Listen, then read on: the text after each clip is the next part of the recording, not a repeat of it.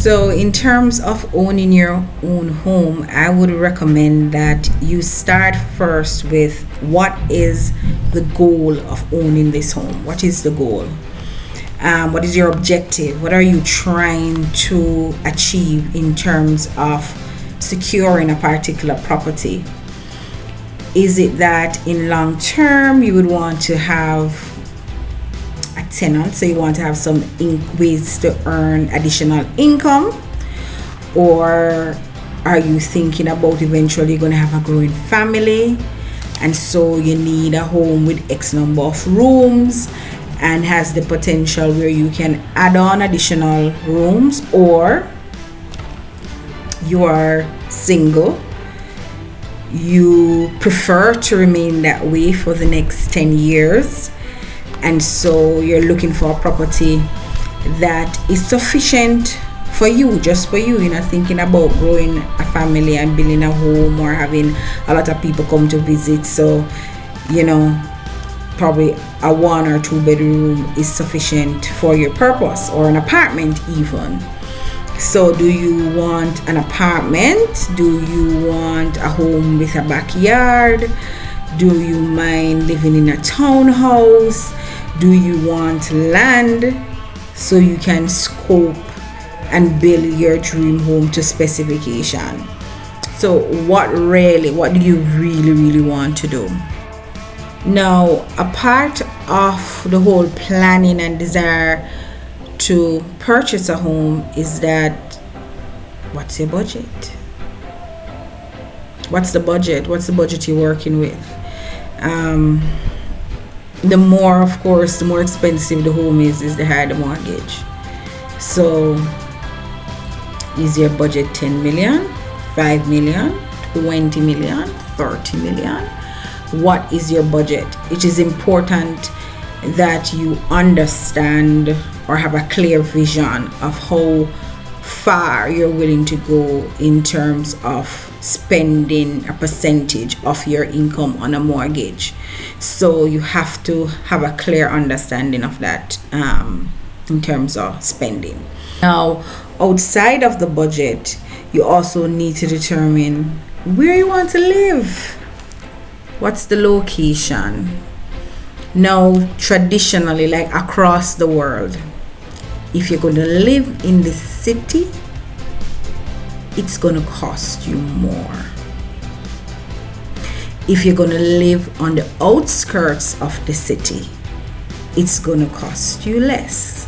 So, in our example in Jamaica, if you're going to live in Kingston and you're trying to buy property, let's say new apartment complex is put up in Kingston, or new housing scheme of detached homes, and that same scheme was placed in Portmore, it's going to be more expensive in Kingston than it is in Portmore. And that's just how it works.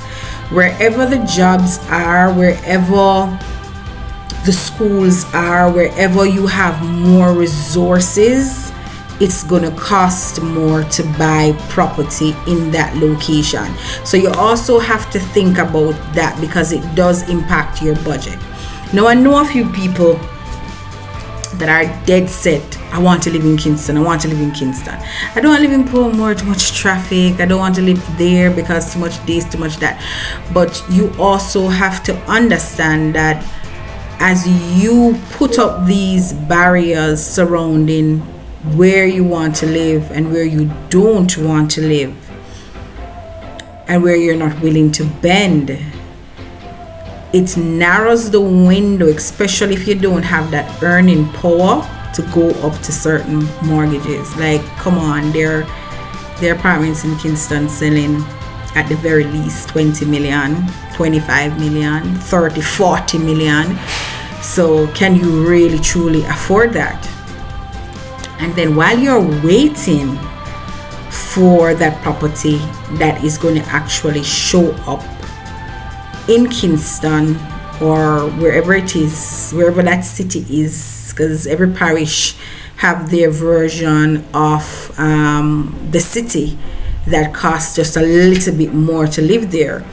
While you are waiting out for this, you may end up waiting yourself out of the possibility of buying a home in general, right? Because one of the things that people don't really share about the reality of the housing market, especially if you haven't started house hunting, if you haven't started to look for property, it's not just about getting and being ready to buy a house, but sometimes when you're ready, there are no homes available to be bought within the price range that you want and within the requirements that you need for your family and to house your family.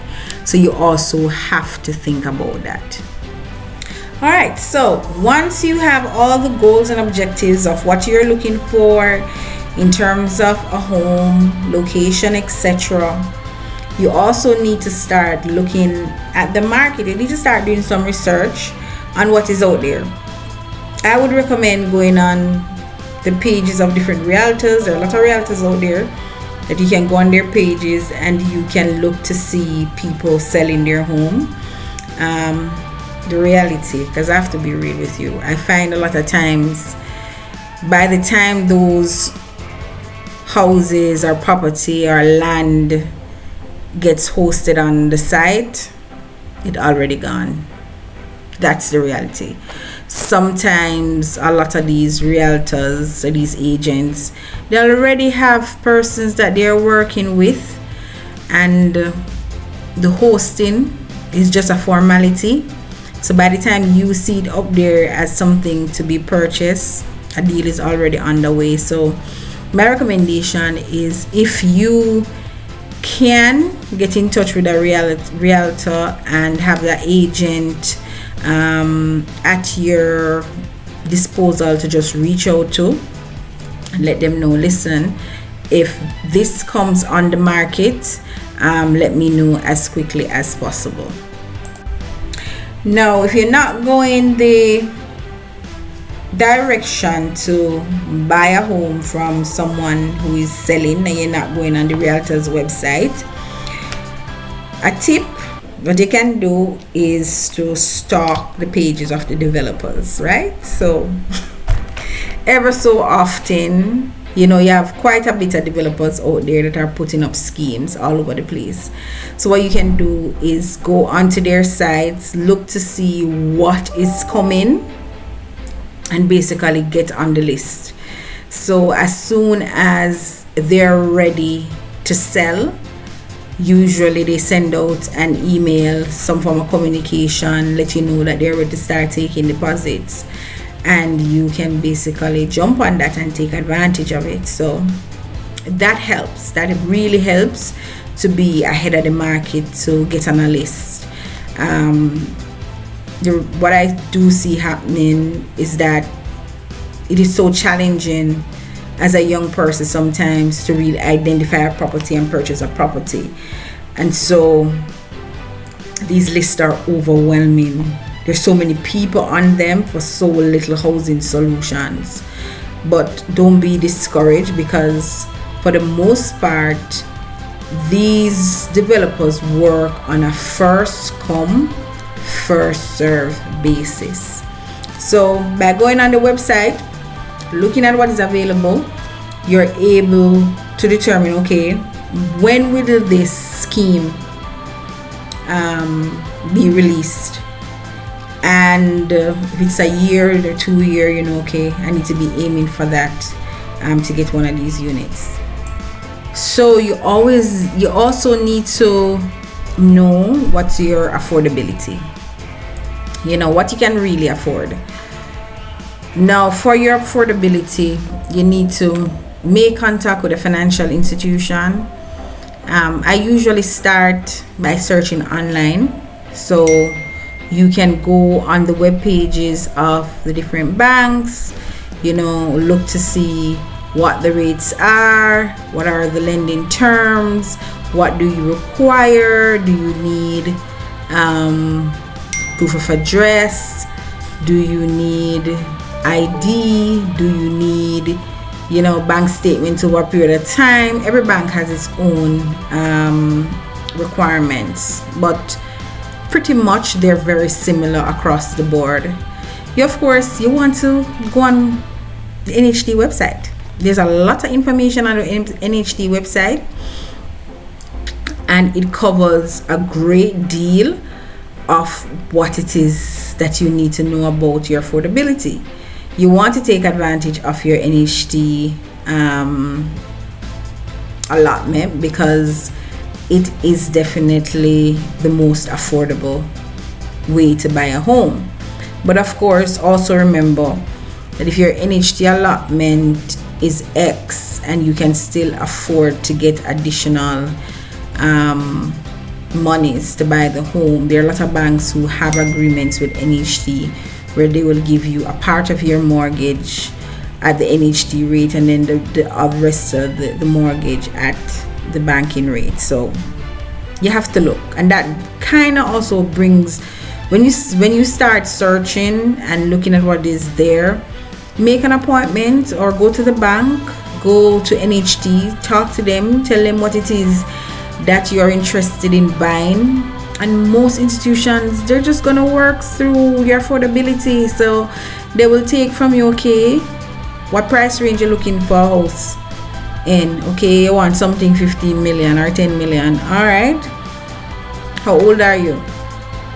Because that will determine how long you'll pay the loan, and that also will determine how expensive that payment is per month. So tip, the longer your mortgage is, it's the lower the monthly payment. So you could buy, or let's say two of us could buy the same house right now for 10 million, but because I am older, it works out as a more expensive mortgage versus someone who is younger. So it's always good to know, what that mortgage is going to look like and what you can afford, because that now will help you with budgeting and say, okay, I can't afford this mortgage because it's going to take away 70% of my monthly income. Or usually no bank is going to allow you to do that, by the way, because when you go to get a mortgage, you have to explain to them what all your income and expenditure are. You have to show proof of it. So there is a certain, what they call debt service ratio, that you have to meet before you can actually get the mortgage. So that is something, it's a whole nother discussion. You have to now save for a deposit. Now, a lot of people make the mistake that they can just show up and buy a house just with the NHD benefit or with the money that the bank lends you. You can't. You need a deposit. So deposits tend to range from 5 to about 15% typically of the value of the house.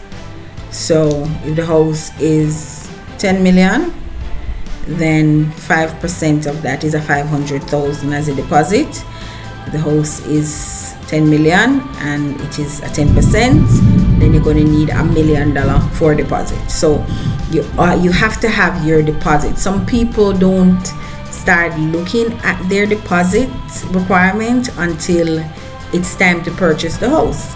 And how developers work, whoever shows up with their deposits first are the persons who are going to get the first choice and are going to pick the property.